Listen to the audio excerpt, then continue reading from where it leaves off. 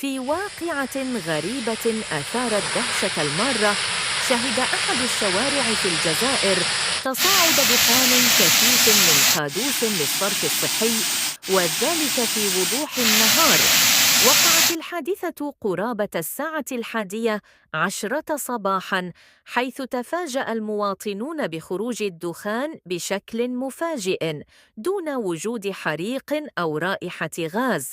أكد شهود عيان أن الدخان كان يظهر ويختفي، ما خلق حالة من الخوف والارتباك، خاصة وأن القادوس لم يكن ساخناً.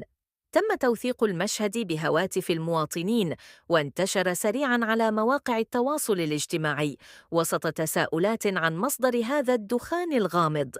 تدخلت المصالح المعنية وعاينت المكان، لكن دون تسجيل أي سبب واضح.